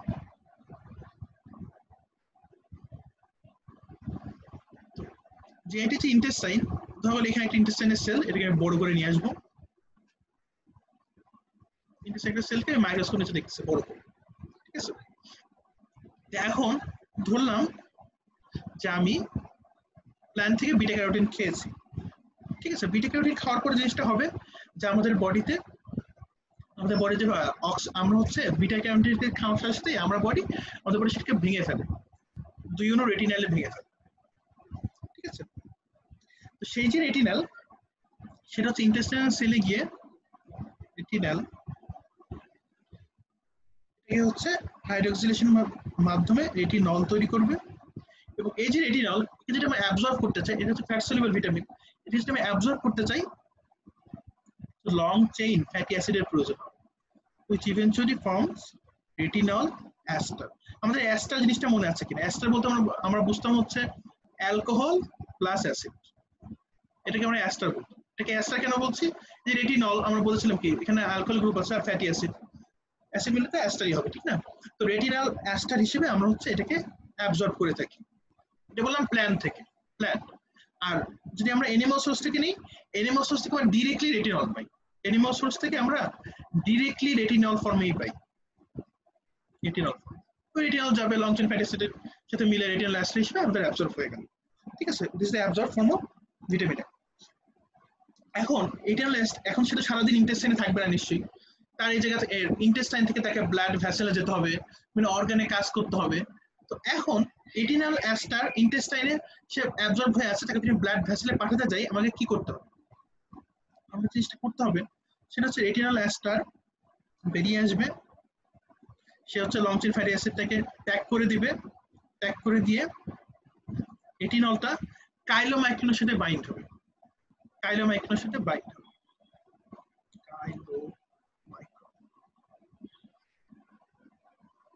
ধরলাম এটা আমাদের কাইলোমাইক্রিন মলিকিউল, এটার মধ্যে আমাদের রেটিনল, অর্থাৎ রেটিনল এস্টার সে তার ফ্যাটিস থেকে ত্যাগ করে ফেলবে, ত্যাগ করে যখন সে ব্লাডে আসবে, ব্লাডে সে কাইলোমাইক্রিনের সাথে বাইন্ড হবে, কাইলোমাইক্রিনের সাথে বাইন্ড হওয়া অবস্থায় সে কিন্তু তার সার্কুলেশনে সে ছড়িয়ে যাবে তার যেখানে যাওয়ার প্রয়োজন। এখন তার ডেস্টিনেশন আসলে কোন জায়গায়? আমরা বলেছি যে ফ্যাট সলিউবল ভিটামিন মানে সে সবসময় লিভারে স্টোর হবে, আসলে এই কাইলোমাইক্রনের সাথে রেটিনল যে মিলে আছে তার ডেস্টিনেশন আসলে কোথাও না, ডেস্টিনেশন তার লিভার, ঠিক আছে। আমাদের লিভারে সে চলে আসবে এবং লিভারে ঢোকার সাথে সাথে সে কাইলোমাইক্রনটা ত্যাগ করে দিবে, কাইলোমাইক্রনকে বাইরে ফেলে দিবে এবং রেটিনল অবস্থায় সে লিভারে আসবে। আচ্ছা, লিভারে আসার পর রেটিনল আবার আরেক ধরনের ফ্যাটি অ্যাসিডের সাথে সে বাইন্ড করবে, আর তো এই ফ্যাটি অ্যাসিডটার নাম হচ্ছে পামিটিক অ্যাসিড বা পামিটেড। তখন আমরা এইভাবে লিখি যে রেটিনল পামিটেড। তো এখানে জিনিসটা অবশ্যই মনে রাখবো, এবং এটা কিন্তু একজন অ্যাস্টার, এটা কিন্তু একজন রেটিনল অ্যাস্টার। এই জিনিসটা মনে রাখবো সবসময় যে যেখানে ভিটামিন এ পাবো, তারা যখন যেখানে স্টোর থাকে না, সেসব অ্যাস্টার ফর্মে স্টোর থাকে। সে ইন্টেস্টাইনে অ্যাস্টার ফর্মে অ্যাবজর্ব ছিল, লিভার আসলে অ্যাস্টার ফর্মে অ্যাবজর্ব থাকবে, বাট যখন সে সার্কুলেশনে চলাফেরা করবে, যখন সে মুভমেন্ট করবে, তখন হয় তার কাইলোমাইক্রন লাগবে অথবা কোনো বাইন্ডিং প্রোটিন লাগবে বা কিছু একটা তার লাগবে। যখন সে স্টোর আছে, সে অ্যাস্টার হিসেবে স্টোর আছে, যখন সে মুভমেন্ট করবে তখন তার বিভিন্ন প্রোটিন এই ধরনের কিছু একটা লাগবে, ঠিক আছে। দেখো রেটিনাল অ্যাস্টার হিসেবে সে স্টোর হয়ে আছে। এখন আমাদের লিভার থাকলে তো তার হবে না, তার কোথায় যেতে হবে? তার চোখে, আমাদের চোখে রড সেলে যেতে হবে, আমাদের বডিতে আমার স্কিনে কাজ করে, স্কিনের ভালো ফাংশনের কাজ করতে হবে, তার হচ্ছে তার রিপ্রোডাক্টিভ ফাংশন আছে, তার স্পারমাটোজোয়া ফর্মেশনে হেল্প করতে হবে, তার যেখানে যাওয়ার প্রয়োজন সেখানে যেতে হবে। সারাদিন সে লিভারে বসে থাকবে না, বসে থাকার সময় আবার সেম কাহিনী, সে যখন স্টোর ফর্মে নেই, সে আবার সেই ফ্যাটি অ্যাসিডটাকে ত্যাগ করে দেবে, ত্যাগ করে আবার এই রেটিনল চলে আসতেছে ব্লাডে, এবং এই যে চলে আসতেছে, এই চলে আসার সময় আমাদের এইবার আর কিন্তু কাইলোমাইক্রনের হেল্প লাগবে না, এবার আমরা জিনিসটা করবো সেটা হচ্ছে রেটিনল বাইন্ডিং প্রোটিন বা আরবি। রেটিনলের সাথে এক ধরনের বাইন্ডিং প্রোটিন অ্যাটাচ হবে, যেটাকে আমরা বলছি রেটিনল বাইন্ডিং প্রোটিন, ঠিক আছে। রেটিনল বাইন্ডিং প্রোটিন হিসেবে সে তার সার্কুলেশনে কিন্তু চলে যাবে তার যেখানে প্রয়োজন, এবং রেটিনল বাইন্ডিং প্রোটিন সে তার যেই সেল প্রয়োজন সেই সেলের রিসেপ্টরের সাথে বাইন্ড করে হচ্ছে সে তার ফাংশনগুলো করবে। আচ্ছা, তাহলে হচ্ছে আমি ওভারঅল যা পড়ালাম একটা সামারি করি। সামারিটা হচ্ছে when it was in GIT থেকে সে যখন লিভারে যায়, এটা ইনিশিয়াল স্টেজ, তার সাথে হচ্ছে fatty acid, long chain fatty acid যুক্ত হয়েছিল এবং কাইলোম এবং পরে লং চেইন ফ্যাটি অ্যাসিড হিসেবে এরপরে যাওয়ার মানে অ্যাবজর্ব হওয়ার পরে সে যখন ভ্যাসেলে যায়, ব্লাড ভেসেল থেকে যখন সবাই লিভারে চলে যায় তখন আবার সে কাইলোমাইক্রোনে হেল্প করে দিচ্ছে। আবার লিভার থেকে যখন বডির আদার টিস্যুতে চলে যায় তখন সে কাইলোমাইক্রোনে হেল্প নেয় না, তখন সে রেটিনল বাইন্ডিং প্রোটিনের হেল্প নেয়।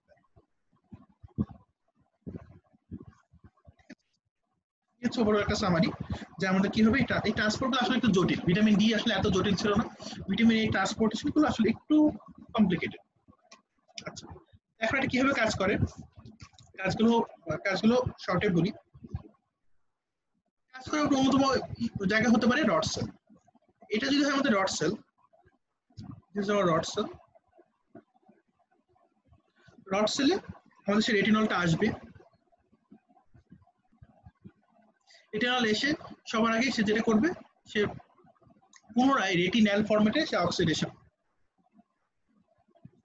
অক্সিডেশন হওয়ার পর আমার এই রেটিনালটার একটা নাম আছে, আমরা এটাকে বলেছি 11 অল ট্রান্স রেটিনাল। আমরা ঠিক জিনিসটা বলেছি all trans retinal, all trans retinal.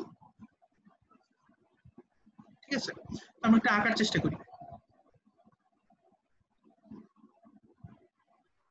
ধরে নিলাম এই জিনিসটা এরকম, এটাকে আমরা বলছি অল ট্রান্স রেটিনাল। বাট আমরা জানি যে যেগুলো ট্রান্স সিস ট্রান্স সমান্তরাল যেগুলো আছে আইসোমারাইজেশন, ফটোকেমিক আইসোমারাইজেশন গুলো না সবসময় কন্টিনিউয়াস চলতে থাকে। অর্থাৎ সিস থেকে ট্রান্স হবে, ট্রান্স থেকে সিস হবে, সবসময় এটা চলতেই থাকে, এটা কন্টিনিউয়াস প্রসেস।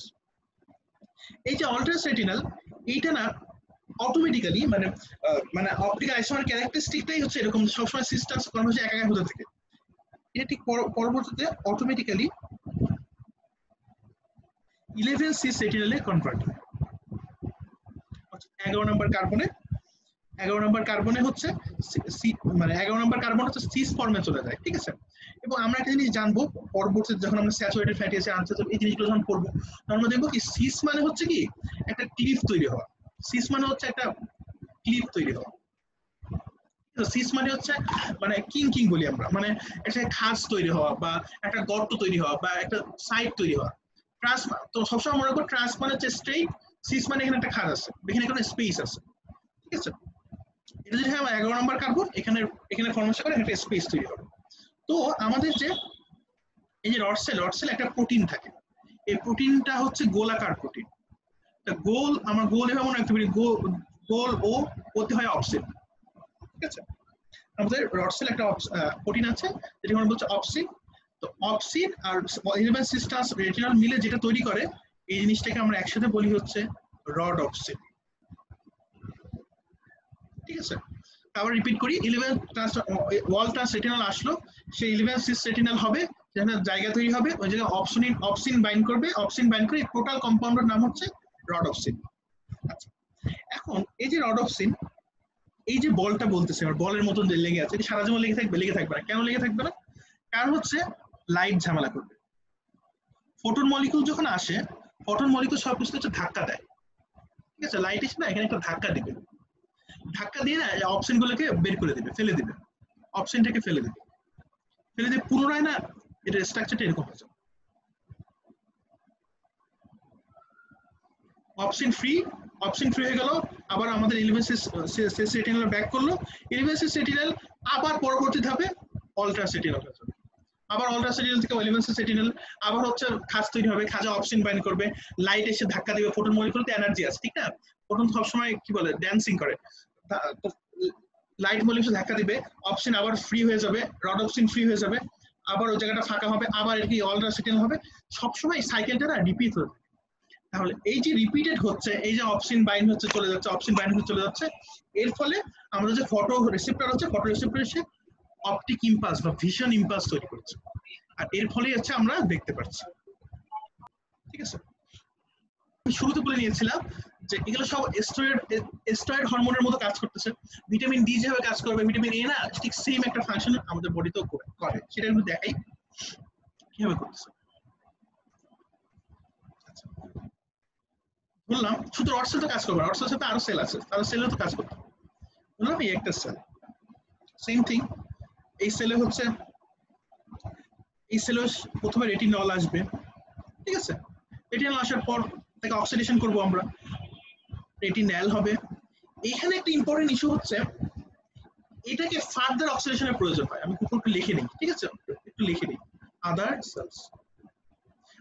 আদার সেলস আমরা বইয়ের যে টার্মটা, বইয়ের টার্মিনোলজি হচ্ছে এক্সট্রা হেপাটিক সেল, মানে লিভারের বাইরের যে কোনো সেল।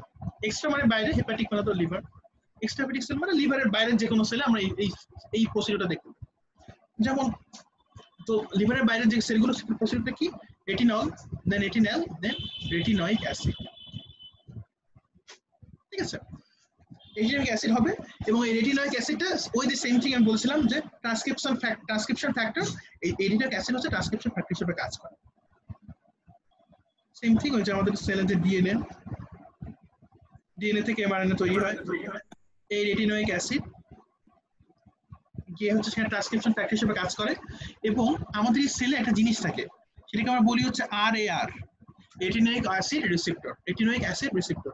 ওই রিসেপ্টরের সাথে এসে মূলত রেটিনয়িক অ্যাসিডটা বাইন্ড করে হচ্ছে সে এমআরএনএ ট্রান্সলেশনে অ্যাজ এ ট্রান্সক্রিপশন ফ্যাক্টর সে হেল্প করে, এবং এমআরএনএ থেকে পরবর্তীতে স্পেসিফিক প্রোটিন তৈরি করবে। এখন এটা আসলে না অনেক সেলে কাজ করে বলে প্রোটিনগুলো এক এক রকম।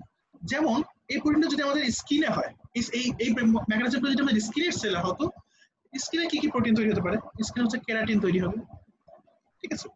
আবার এটা যদি আমাদের হয়, দেখা যাচ্ছে একটা মেল বডিতে হয়, মেল বডিতে যখন স্পার্মাটোজেনেসিস হবে, সেই স্পার্ম প্রোডাকশনে যে প্রোটিনগুলো লাগবে সেগুলো হেল্প করবে।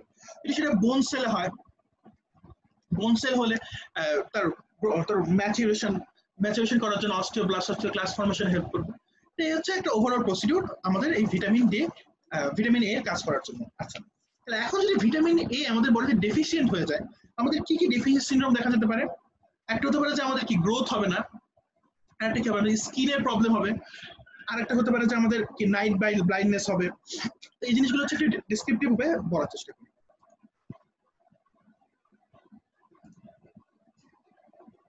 First of all deficiency syndrome এক নম্বরে হবে হচ্ছে আমাদের গ্রোথের প্রবলেম হবে, গ্রোথের ম্যাচুরেশনের প্রবলেম।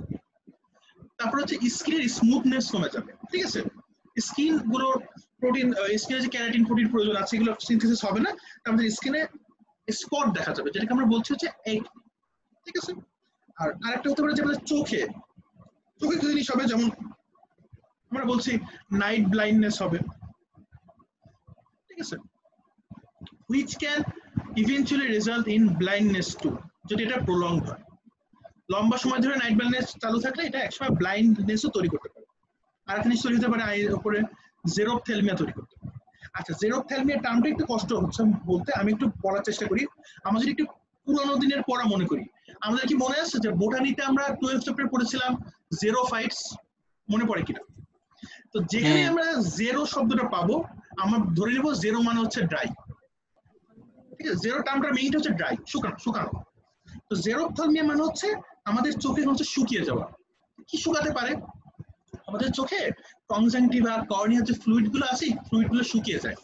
এই ফ্লুইড গুলো শুকানোর কারণে আমাদের দেখতে প্রবলেম হয়, প্লাস এই ফ্লুইড গুলো কিন্তু আরো ফাংশন আছে। ফ্লুইড গুলো আমাদের চোখের যে ময়লাগুলো সেগুলো ক্লিন করে, ময়লাগুলো ড্রেইন করে, ঠিক আছে?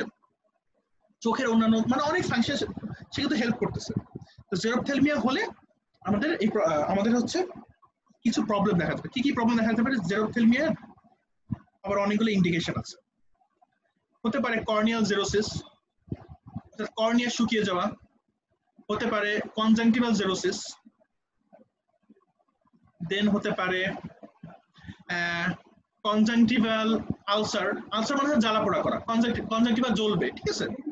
Conjunctival ulcer. দেন আমাদের হতে পারে আর কি হতে পারে, বাইটাস স্পট। এটা একটা ইম্পর্টেন্ট টার্ম, এই টার্মটা আমি একটু ছবি দেখাবো। বাইটাস স্পট মানে হচ্ছে আমাদের চোখে যেহেতু ড্রাই হয়ে গেছে, এখানে তো ওয়েস্ট ম্যাটেরিয়ালস গুলো ড্রেইন হতে পারতেছে না, এই ওয়েস্ট ম্যাটেরিয়াল জমে যায়, ঠিক আছে? যেমন কেরাটিন ডেব্রিস জমে যায়, জমে গিয়ে এগুলো সাদা একটা দেখা যায় যে অ্যাপিয়ারেন্স দেখা যায়, যে এই ওয়েস্ট ম্যাটেরিয়াল ড্রেইন না হয়ে ওখানে যে জমে যাচ্ছে এটা দেখা যায়। এই জিনিসটা আমরা বলছি বাইটার স্পট। এটাকে আমরা লিখি হচ্ছে এরকম যে triangular spot observed in the outer surface of the I, আমরা এইভাবে বলি।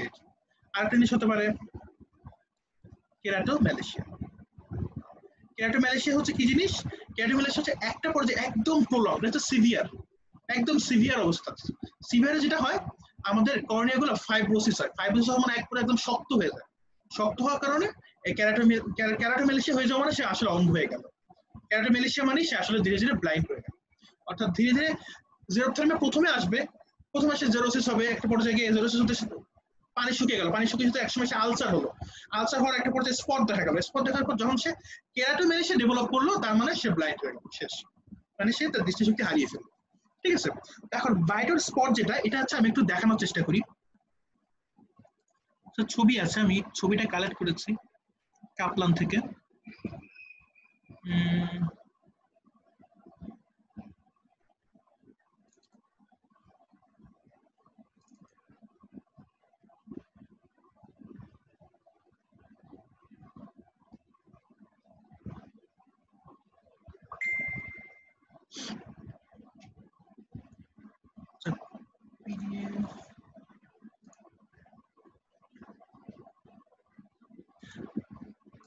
আচ্ছা, পিডিএফ কি ভিজিবল স্ক্রিনে? হ্যাঁ দেখা যাচ্ছে। আচ্ছা, ভিজিবল। এই যে এটা হচ্ছে ভাইটাল স্পট, ঠিক আছে, এই যে আমরা দেখতে পাচ্ছি কিনা এই জায়গাটা, এটা হচ্ছে ট্রায়াঙ্গুলার একটা ইয়ে, এটা হচ্ছে আসলে মূলত কেরাটিন ডেব্রিস। কেরাটিন ডেব্রিস মানে হচ্ছে ধ্বংস বসে যায়, মানে সেগুলো যখন ড্রেইন আপ হতে পারবে না তখন এই স্পটটা তৈরি হবে, এটাকে আমরা বলছি ভাইটাস স্পট। ওকে, তো এটা হচ্ছে আমাদের ডেফিনিশন সিনড্রোম। এখন হচ্ছে আমাদের কিছু এক্সট্রা জিনিস আমাদের জানতে হবে, এই জিনিসগুলো আমি একটু শেয়ার করি। সেটা হলো ধরলাম স্ক্রিনটা মাইক্রোসফট পয়েন্ট। আচ্ছা, ধরলাম আজকে আমার কাছে একজন পেশেন্ট আসলো, পেশেন্টটা হচ্ছে একনির পেশেন্ট। তা আমরা জানি একনি কিসের জন্য হবে, যদি ভিটামিন এ ডেফিসিয়েন্সি হয় তাহলে একনি পেশেন্ট, ঠিক আছে। এখন একনি পেশেন্ট হলে আমরা কি করবো, ভিটামিন এ দেবো, কিভাবে দিব, কোন ফর্মে দিব। এখন আমাদের জিনিস জানতে হবে সেটা হচ্ছে অল ট্রান্স রেটিনাল, যেটা আমরা এখন পড়ে এসেছি, এই অল ট্রান্স রেটিনালটা আসলে toxic, sorry all trans retinoic acid, আমার নিজেরও ভুল হচ্ছে। অর্থাৎ আমরা বারবার মনে রাখতে হবে যখন এই রড সেলের বাইরে যত ফাংশন আছে সব রেটিনয়িক অ্যাসিড ফর্মেশন ফাংশন করে, ঠিক আছে, অল ট্রান্স রেটিনয়িক অ্যাসিড। তো মনে রাখতে হবে অল ট্রান্স রেটিনয়িক অ্যাসিড হচ্ছে কি টক্সিক। তাই আমার কাছে কোনো অ্যাক্রিক পেশেন্ট আসলে আমি অল ট্রান্স রেটিনয়িক অ্যাসিডটাকে কখনোই ট্যাবলেট বা ইনজেকশন হিসেবে দিব না, আমি অল ট্রান্স রেটিনয়িক অ্যাসিডটা তাকে টপিক্যালি ইউজ করতে বলবো। টপিক্যালি ইউজ মানে হচ্ছে তাকে আমি অয়েন্টমেন্ট দিব বা ক্রিম ইউজ করতে বলবো। ওকে, অয়েন্টমেন্ট অর ক্রিম, অয়েন্টমেন্ট বা ক্রিম হিসেবে। এখন যদি আমার দেখা যায় যে আসলে কন্ডিশনটা খুবই সিভিয়ার, যে আমার কাছে ট্যাবলেট অফ ইনজেকশন দিতেই হবে, ট্যাবলেট অফ ইনজেকশন আমি দিবই, সেক্ষেত্রে না আমরা যেটা করি 13C রেটিনয়িক অ্যাসিড ফর্মুলা, এটা হচ্ছে টক্সিসিটি কিছুটা কম, তাই হচ্ছে আমরা এটাকে ট্যাবলেট অথবা ইনজেকশন হিসেবে আমরা দিতে পারি। তাহলে আমরা এখানে লিখি এভাবে যে আমার কাছে একজন একনির পেশেন্ট আসলে মাইল্ড একনি হলে হচ্ছে আমি এটা করব, এবং যদি আমার কাছে সিভিয়ার একনি হয় তখন হচ্ছে আমরা এটা করব। This can be given in orally as a tablet or as a injection. আচ্ছা, এখন আজকের আমাদের জুম ডিসকাশনের পরে আমরা যেন পরবর্তীতে একনি কারো দেখলে তার জন্য ভিটামিন এ খেতে না বলি, কেন না বলি, এখানে কিছু কাহিনী আছে। কাহিনীটা হচ্ছে যে যখন আমরা 13C রেটিনয়িক অ্যাসিড কোনো পেশেন্টকে প্রেসক্রাইব করব, এখানে কিন্তু আরো কিছু কাহিনী হবে। সেটা হচ্ছে একনির পেশেন্ট আসলে কারা মেইনলি, একনির পেশেন্ট মেইনলি হচ্ছে ফিমেল, ঠিক আছে। যখন আমরা ভিটামিন এ তাকে সাপ্লিমেন্ট হিসেবে দিচ্ছি, তার কিন্তু আমরা বলেছিলাম কি যে vitamin A placenta formation help করে, অর্থাৎ তার প্রেগন্যান্সির রিস্কটা বাড়িয়ে দেয় বা প্রেগন্যান্সির প্রবাবিলিটি বাড়িয়ে দেয়। একদম চাইল্ড বিয়ারিং এজের একটা ওমেনকে যদি আমরা 13C রেটিনয়িক অ্যাসিড দেই, তার প্রেগন্যান্সির রিস্কটা কিন্তু অনেক বেশি বেড়ে যাবে। তাই অবশ্যই 13C রেটিনয়িক অ্যাসিডের সাথে সাথে অবশ্যই কন্ট্রাসেপশন দিতে হবে, এটা খুবই ইম্পর্টেন্ট। 13C রেটিনয়িক অ্যাসিড আমরা কখনোই শুধুমাত্র 13C রেটিনয়িক অ্যাসিড প্রেসক্রাইব করবো না, সাথে আমরা কন্ট্রাসেপটিভ পিল বা অন্যান্য মেজারগুলো আমরা অবশ্যই অ্যাপ্লাই করব। এবং শুধুমাত্র তাই না যে এটা প্রেগন্যান্সির রিস্কটা যে বাড়িয়ে দেয় তা না, পাশাপাশি এটা টেরাটোজেনিক ইফেক্টও আছে। আমাকে এই শব্দ আগে শুনেছি না, টেরাটোজেন। হ্যাঁ, টেরাটোজেন মানে হচ্ছে কি ফিটাসের উপরে যেসব যে কোনো এলিমেন্ট যেগুলো ক্ষতিকারক প্রভাব ফেলে তাদেরকে টেরাটোজেন বলে। যেমন অ্যালকোহল, মা যদি অ্যালকোহল খায় বাচ্চার উপর কোনো প্রভাব পড়বে। তো 36 অ্যাসিড এরকম একটা টেরাটোজেন যা বাচ্চার উপর বাজে ইফেক্ট ফেলে। অর্থাৎ 36 অ্যাসিড শুধুমাত্র প্রেগনেন্সি রিস্ককে বাড়াবে তা না, প্রেগনেন্সি রিস্ক বাড়িয়ে বাচ্চাদের উপরও খারাপ প্রভাব ফেলবে। এই কারণে আমরা কোনো পেশেন্টকে যদি একনি দেখি 36 অ্যাসিডের সাথে আমরা অবশ্যই তাকে কন্ট্রাসেপটিভ পিল বা কন্ট্রাসেপটিভ মেজার গুলো প্রেসক্রাইব করব। আচ্ছা, তো এতক্ষণ আমরা ভিটামিন এ নিয়ে যত পড়াশোনা করলাম সবচেয়ে নেগেটিভ কথাবার্তা, এই যে অন্ধ হয়ে যাওয়া, এইসব বাচ্চার উপর ক্ষতি করা। ভিটামিন এ এর পজিটিভ অনেক কাজও আছে, ঠিক আছে? পজিটিভ কাজগুলো আমরা একটু জানার চেষ্টা করি। এই পজিটিভ কাজটা আমাদের এবিসিতে নেই, লিপিন কোড একটা আছে সেটা করেছে, সেটা হচ্ছে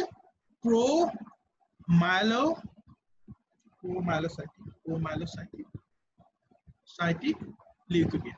অর্থাৎ কিছু কিছু গবেষণা, কিছু রিসার্চে দেখা গেছে যে vitamin A even cancer prevent করতে পারে। অর্থাৎ ধরলাম এটা হচ্ছে আমার একটা ক্যান্সারাস সেল, এখানে লিউকেমিয়া হয়েছে, এখানে যদি আমি আল্ট্রাসেটেনিক অ্যাসিড দেই, it can turn into normal cell. এটা একটা খুবই মজার একটা ব্যাপার যে প্রোমাইলোসাইটিক লিউকেমিয়ার ক্ষেত্রে আল্ট্রাসেটেনিক অ্যাসিড প্রেসক্রাইব করলে ইভেন সেই ক্যান্সারাস সেলটা নরমাল সেলে রূপান্তরিত হয়ে যেতে পারে। এটা হচ্ছে ভিটামিন এর একটা চমৎকার ফাংশন। তো এই পর্যন্ত কিন্তু আমাদের ভিটামিন এর সব পড়া শেষ, এবং ভিটামিন এর টক্সিসিটি আছে। আমার ভিটামিন এর টক্সিসিটি বই খুলে পুরোপুরি মেমোরাইজিং এর জিনিস, মনে হচ্ছে ওটা আমরা ডিটেলস না গেলেও পারি।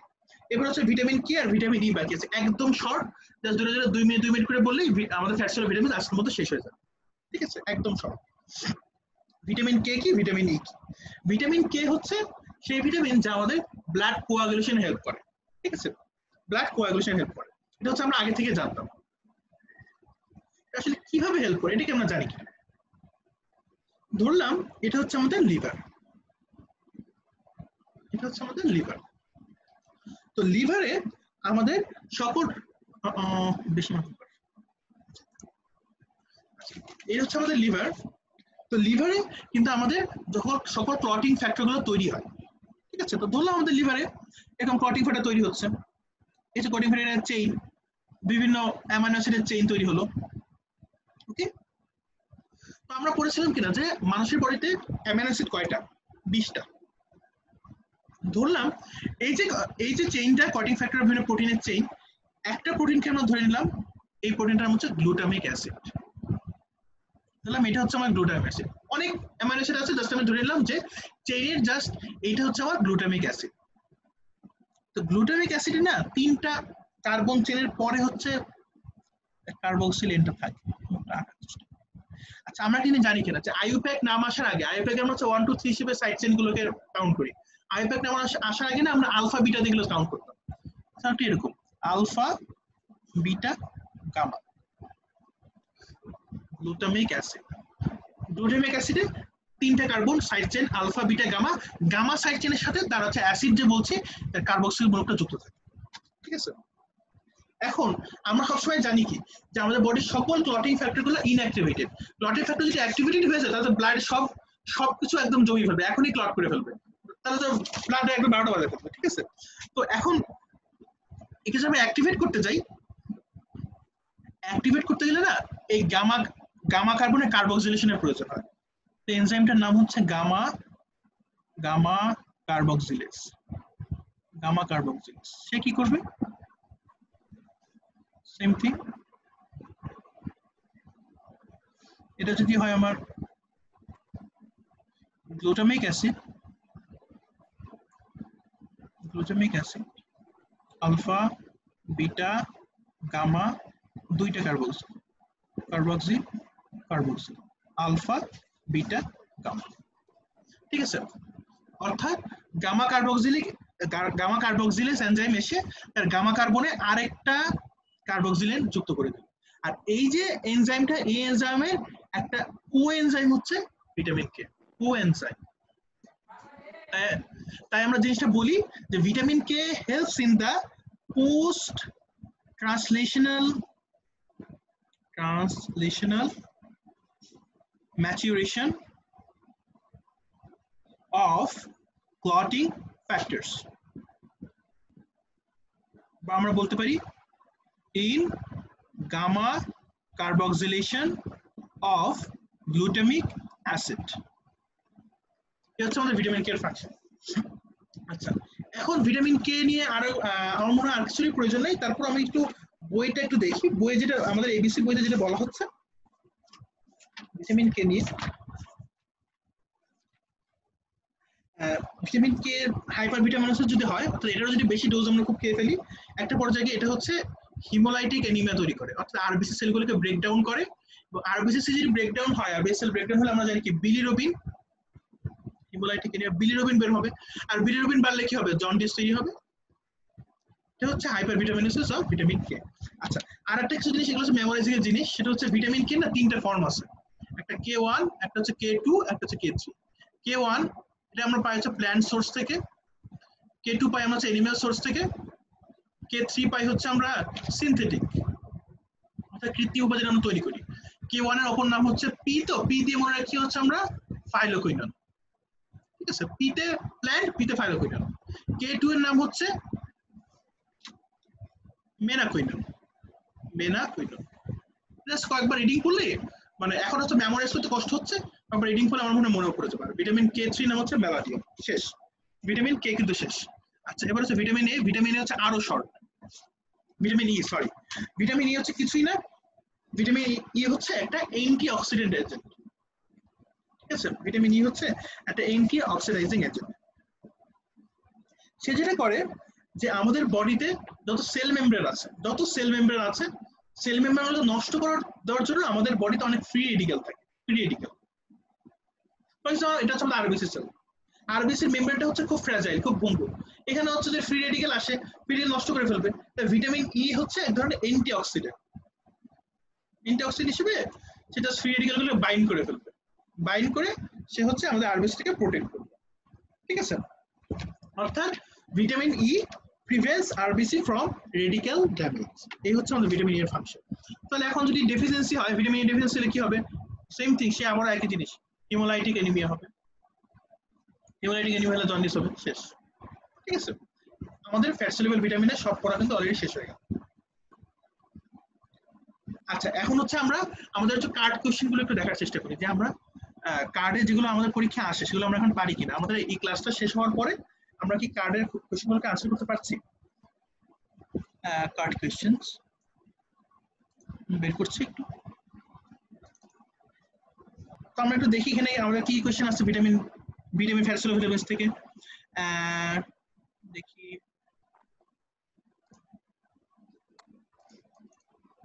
এই যে ভিটামিন একটাই কোশ্চেন আসছে ফ্যাট সলিউবল ভিটামিন থেকে, what is calcitriol, how is it synthesise. আমরা শুরুতে পড়ে ফেলেছি, justify calcitriol is a hormone. ওই যে আমি বললাম যে কেন হরমোন, আমাদের হচ্ছে লেকচারে ম্যাডাম সুন্দরভাবে পড়ে ফেলেছেন। আমরা জাস্ট এইটুকু করলেই আমার মনে হয় যে একটা কোশ্চেন যদি আজকে আমরা বাসায় ভালো মতো ভিটামিন ডি লেকচারটা যদি বুঝি, অবশ্যই মনে হচ্ছে কার্ড কোশ্চেনে আমরা ইনশাআল্লাহ আনসার করতে পারবো।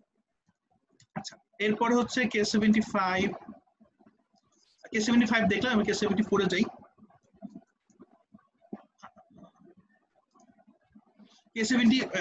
K74 এর কোশ্চেনে আমরা যদি দেখি, হ্যাঁ 4 নাম্বার পয়েন্টটা দেখি, 4 নাম্বার কোশ্চেনটা, 4 number point, show the flow chart of synthesis of active form of vitamin D, why calcitriol is called hormone. বারবার ভিটামিন ডি কোশ্চেন আসছে, আর কিচ্ছু আসে নাই। তো K73 দেখি, K73 তে কি বলতেছে? K73 তে বলতেছে এই যে রাইট, 7 নাম্বার কোশ্চেনে দেখি, 7 নাম্বার কোশ্চেন বলছে write down the synthesis of vitamin D in a flow chart invent the function of vitamin D. আর এখানে একটা শর্ট নোট বলছে ভিজুয়াল সাইকেল, এই যে এটা ভিজুয়াল সাইকেল, এটা কিন্তু সেই যে অল সিনসেটিন হলে জাস্ট যেটুকু করেছে ওইটুকু হচ্ছে এনাফ, ওইটুকু যদি আমরা ডায়াগ্রামে লিখে দিতে পারি আমাদের দ্যাটস এনাফ। এবার K72 দেখি, K72 কি বলছে? K72 তে 6 number question, right down the deficiency disorders of vitamin A. আমরা কি করেছিলাম? ডেফিসিয়েন্সি ডিসঅর্ডার গুলো কি ছিল? নাইট ব্লাইন্ডনেস হবে, জেরোপথ্যালমিয়া হবে, বাইটাল স্পট হবে, ঠিক আছে, অর্থাৎ কনজাংক্টিভাল জেরোসিস হবে। Mention the role of vitamin K coagulation. Coagulation আমরা এতক্ষণ পড়লাম কি, পোস্ট ট্রান্সলেশনাল মডিফিকেশন গুলো গ্লুটামিক অ্যাসিড কে অ্যাক্টিভেট করে সে হেল্প করবে। K71 দেখি, K71 এর 6 number question, same, how active vitamin D synthesise, write down the function of deficiency disorders. অর্থাৎ আমরা আজকে ক্লাসে যা পড়েছি, এই যে 4 নাম্বার কোশ্চেন দেখি, এটা হচ্ছে K70। 4 নাম্বার কোশ্চেন আমরা আসলে পারি। ভিটামিন এ এর অ্যাক্টিভ ফর্মগুলো কি কি? ভিটামিন এ এর active form retinol, retinol, retinoic acid. Draw and discuss about visual cycle. Visual সাইকেলটা আমরা দেখেছি। K69 দেখি। K69 এ K69 এ কি বলছে? K69 হ্যাঁ 7 নম্বর কোশ্চেন দেখি। What is calcitriol, how it is synthesized, justify calcitriol is a hormone. K68 দেখি। K68 এ বলছে K68 এ বলছে 3 নম্বর question, what is the active form of vitamin D, how it is formed, explain calcitriol is a hormone. বারবার একই question repeat হচ্ছে। K67 দেখি। 7 নম্বর question, briefly discuss the biosynthesis of calcitriol, write down the function of vitamin D. এই নিয়ে হচ্ছে আমাদের biochemistry part 2 এর ভিটামিন ফ্যাক্টর হলো। আশা করি আমি ইনশাআল্লাহ সবগুলো কোশ্চেনই কার্ডের কোশ্চেন আলহামদুলিল্লাহ পারি। আমরা বই দেখবো, বই দেখে একবার গাইড পড়লে আমার মনে হচ্ছে আমরা সুন্দর ইনশাআল্লাহ আনসার করতে পারবো। ঠিক আছে, তো এটা নিয়ে হচ্ছে আমাদের ফার্স্ট সিলেবাস ভিটামিনের লেকচারগুলো শেষ হয়ে গেল।